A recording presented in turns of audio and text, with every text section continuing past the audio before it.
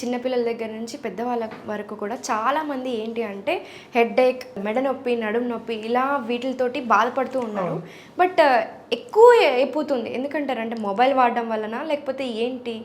సరే, ఇప్పుడు యాక్చువల్గా చాలామంది హెడేక్తో స్టార్ట్ చేసుకుంటే నెక్ పెయిన్కి హెడేక్కి కొద్దిగా కోరిలేషన్ ఎక్కువ ఉందన్నమాట. చాలామంది ఏంటంటే హెడేక్ వచ్చింది, నేను చాలా చోట్ల తిరిగాను, అంటే ఆల్మోస్ట్ డాక్టర్స్ అందరికీ తిరిగాను, స్టిల్ నాకు హెడేక్ తగ్గలేదు అనుకుంటే చాలామంది తెలియని విషయం ఏంటంటే ఇక్కడ ఈ సర్వైకల్ రీజియన్ దగ్గర ఏమైనా పెయిన్ వచ్చినప్పటికీ, అంటే అక్కడ ఏమైనా ఇంజురీ అయినా ఏమైనా డీజనరేషన్ అయినా కూడా రేడియేటింగ్ పెయిన్, అంటే హ్యాండ్ అంతా లాగడము, లేకపోతే హెడ్కి కూడా లాగుతుంటుంది అనమాట కొంతమందికి. ఎందుకంటే ఇక్కడ ఉండే C7 బోన్స్ ఇక్కడే ఉంటుంది, దీనిపైననే మొత్తం హెడ్ అంతా ఉంటుంది.